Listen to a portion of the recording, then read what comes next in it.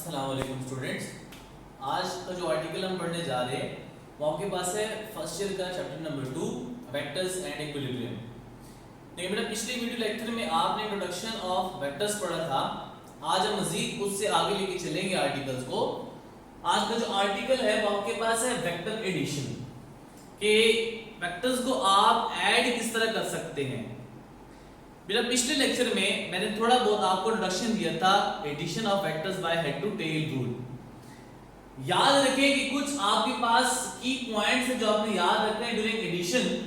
आपसे कोई भी क्वेश्चन पूछ दिया जाए कि बेटा अगर आप एक वेक्टर को ऐड अप कर रहे हैं एक स्केलर क्वांटिटी के साथ तो क्या ये पॉसिबल है, तो याद रखें कि बेटा वेक्टर्स कभी भी स्केलर के साथ ऐड नहीं हो सकता। इम्पॉसिबल नहीं है कि आप एक स्केलर क्वांटिटी को वेक्टर क्वांटिटी के साथ ऐड अप करें। दूसरी मेन बात, जब भी आपने एडिशन की बात करनी है तो जो दो फिजिकल क्वांटिटीज होंगी उनको आप ऐड अप कर सकते हैं। फॉर एग्जांपल, आपसे कोई भी क्वेश्चन पूछ दिया जाए कि बेटा आपके पास ये 5 लेट्स से मैं कहता हूं बेटा आपके पास फोर्स है, वो 5 न्यूटन आपके पास एक्ट कर रही है और स्पीड आपके पास है किसी भी बॉडी की 3 मीटर पर सेकंड। आप इसका रिजल्टेंट बताएं। तो रिजल्टेंट बेटा आप कैसे बताएंगे? आप कहेंगे बेटा कि 5 + 3 8 न्यूटन हो गया। ये ऑप्शन आपके पास आ गई। बी आपके पास आ गई बेटा 2 न्यूटन आ गई आपके पास। सी आपके पास आ गई बेटा कि आप लिख सकते हैं कोई भी, लेकिन 4 न्यूटन आ गई। और डी ऑप्शन आपको कह सकते हैं कि नन ऑफ दिस। तो याद रखिए बेटा, क्योंकि पिछले लेक्चर में आपने पढ़ा था कि जो मैक्सिमम लिमिट होती है वो आपके पास 8 न्यूटन होगी और जो मिनिमम होगी वो आपके पास 2 न्यूटन है और सी ऑप्शन आपके पास है बेटा 4 न्यूटन है। तो बेटा देखिए, इसमें चूंकि फोर्स एक अलग क्वांटिटी है और यहाँ पे आपके पास वेलोसिटी है वो अलग क्वांटिटी है, तो सेम नेचर के नहीं है, तो हम कहेंगे कि वो आप ऐड अप नहीं कर सकते। यानी वेक्टर्स को आप वेक्टर्स के साथ आप ऐड करेंगे तभी आपकी बात ये ठीक तस्वर की जाएगी। और जब आप सेम फिजिकल क्वांटिटीज को ऐड अप करना है तो उसके दो मेथड होते हैं। एक होता है हेड टू टेल रूल और दूसरा बेटा आपके पास है रेक्टेंगुलर कंपोनेंट्स। तो हेड टू टेल रूल तो आप उसका कुछ इंट्रोडक्शन पहले पढ़ चुके थे। जो आपका vector addition by rectangular components है वो हम नेक्स्ट वीडियो लेक्चर में इसको हम पढ़ेंगे। अब कुछ प्रॉपर्टीज है वेक्टर एडिशन की कि देखिए बेटा कि वेक्टर्स को आप स्केलर की तरह ऐड कर सकते हैं या नहीं कर सकते। वेक्टर्स को आप स्केलर की तरह सब्ट्रैक्ट कर सकते हैं या नहीं कर सकते। तो पहले देखिए कि आप वेक्टर्स को ऐड अप कर सकते हैं लाइक अ स्केलर क्वांटिटी। और ये बेटा बड़ा इंपॉर्टेंट शॉर्ट क्वेश्चन है। याद रखिए कि जब भी दो वेक्टर्स आपस में पैरेलल हो या फिर एंटी पैरेलल हो, उस केस में आप वेक्टर्स को स्केलर की तरह ऐड अप कर सकते हैं। दूसरी प्रॉपर्टी क्या है? Commutative property. कम्यूटेटिव प्रॉपर्टी आपके पास with respect to the addition. देखिए, एक वेक्टर ए आपने ले लिया जो बेटा आपके पास ये है और एक वेक्टर बी आपके पास है वो आपके पास ब्लैक मार्कर से लिखा हुआ है। अगर आप इन दोनों को ऐड अप करते हैं तो रिजल्टेंट आता है R vector is equal to A vector plus B vector. तो आप इसको मैथमेटिकली लिखेंगे A vector plus B vector, ये बन गया।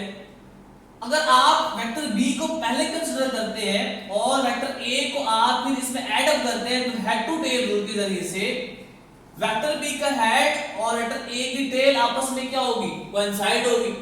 और रिजल्टेंट आप ड्रॉ करेंगे तो पहले वेक्टर्स की टेल के साथ रिजल्टेंट वेक्टर की टेल मिलेगी और लास्ट वेक्टर के हेड के साथ आपकी रिजल्टेंट वेक्टर की हेड मिलेगी।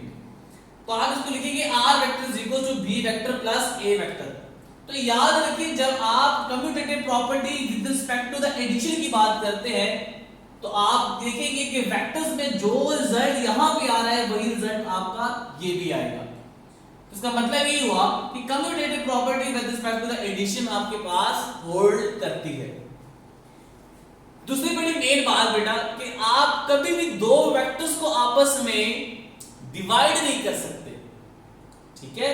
मल्टीप्लाई कर सकते हैं लेकिन कभी भी दो वेक्टर्स को आप आपस में डिवाइड करना पॉसिबल नहीं है। अब नेक्स्ट है वेक्टर सब्ट्रैक्शन, कि अगर आप किसी भी दो वेक्टर्स को सब्ट्रैक्ट करना चाहते हैं तो क्या आप स्केलर की तरह सब्ट्रैक्ट कर सकते हैं? और अगर सब्ट्रैक्ट कर सकते हैं तो हेड टू टेल उसे आप कैसे उसको सब्ट्रैक्ट करेंगे? बेटा देखिए कि अगर आपके पास कंडीशन गिवन हो कि अगर वो 0 डिग्री है दोनों के दरमियान एंगल, पैरेलल वेक्टर है, तो आपने सिंपल उसको आपने क्या कर देना है, ऐड अप कर देना है। और अगर उनके दरमियान एंगल 90 डिग्री का आ रहा है तो बेटा आपने क्या करना है, ये फॉर्मूला लगाना है a² + b² का स्क्वायर रूट, और यहां से आप फाइंड आउट कर सकते हैं। अब जब सब्ट्रैक्शन की बात आती है कि अगर वेक्टर a जो a है वो राइट साइड की तरफ जा रहा है और वेक्टर b आपके पास है वो लेफ्ट साइड की तरफ है, 180 का एंगल आ रहा है, तो बेटा अगर ये कंडीशन गिवन है तो आप इस टाइम पे इसको एक स्केलर क्वांटिटी की तरह क्या कर सकते हैं, सब्ट्रैक्ट कर सकते हैं। तो बनेगा r = a - b। अगर आपसे कोई पूछे कि बेटा हेड टू टेल रूल से आप बताएं कि आप कैसे उसको सब्ट्रैक्ट कर सकते हैं, तो बेटा देखिए एक वेक्टर आपने ये चूज कर लिया और वेक्टर b आपके पास ये है। अब वेक्टर b को आप सब्ट्रैक्ट करना चाहते हैं a के साथ, तो बेटा आप क्या करें कि इस वेक्टर b का एक नेगेटिव वेक्टर कंसीडर करें, और नेगेटिव वेक्टर आपके पास क्या होता है कि जस्ट उसकी डायरेक्शन को आप क्या कर दें, चेंज कर दें, रिवर्स कर दें उसकी डायरेक्शन को। तो ये उसकी आप रिवर्स डायरेक्शन में आपके पास है।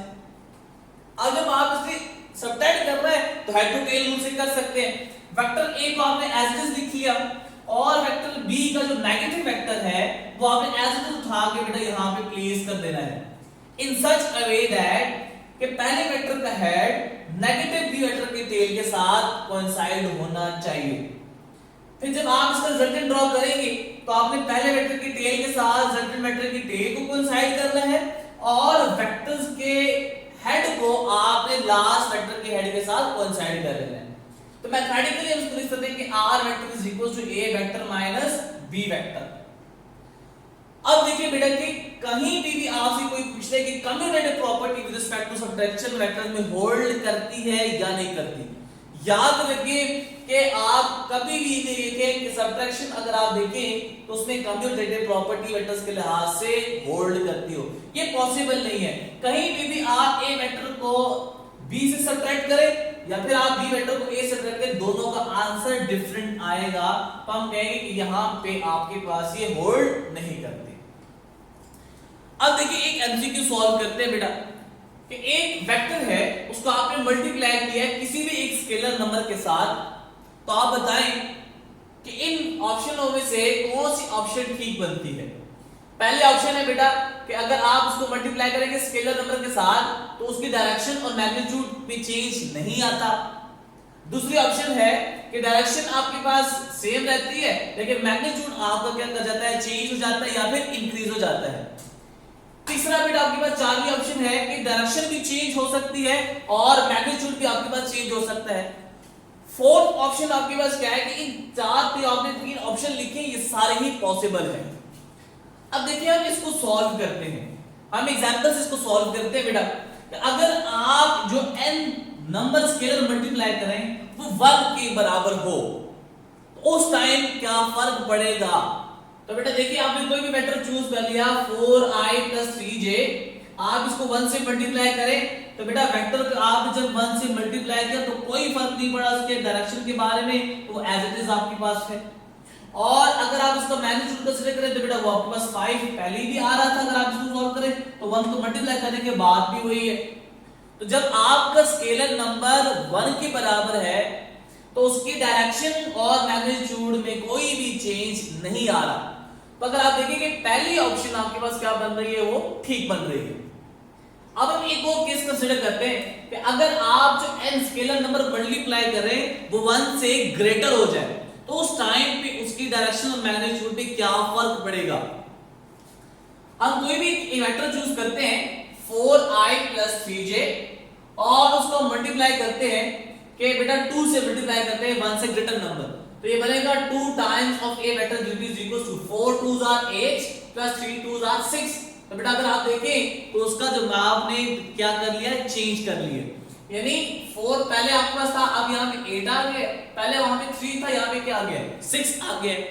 अब जब इसका मैग्नीट्यूड आप लेंगे तो बेटा क्या आएगा 8² + 6², यानी ये मैग्नीट्यूड आपका कौन सा वाला है जब आपने वेक्टर्स को एक ग्रेटर नंबर से मल्टीप्लाई किया 1 से, यानी 2 से मल्टीप्लाई किया।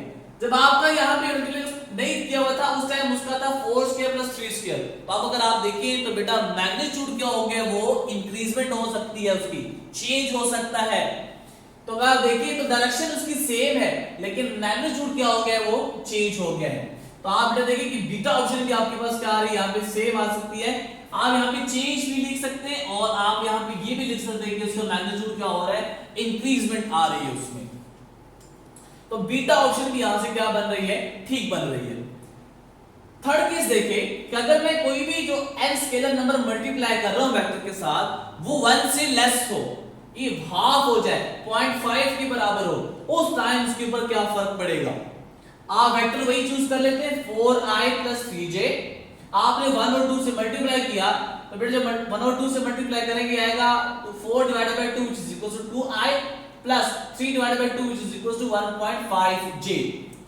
तो बेटा जब आप इसी का मैग्नीट्यूड फाइंड करेंगे तो ये आएगा 2 का स्क्वायर प्लस 1.5 का स्क्वायर। तो ये बेटा उसका मैग्नीट्यूड है जब आपने उस वेक्टर को 2 से डिवाइड किया है। तो अगर आप देखें तो मैं कह सकता हूं कि डायरेक्शन अभी भी चेंज हो सकती है या नहीं हो सकती। 0.5 इज अ पॉजिटिव नंबर, तो डायरेक्शन भी कोई चेंज नहीं आएगा, लेकिन वो 1 से लेस है तो उसका मैग्नीट्यूड क्या कर जाएगा, डिक्रीजमेंट हो सकती है।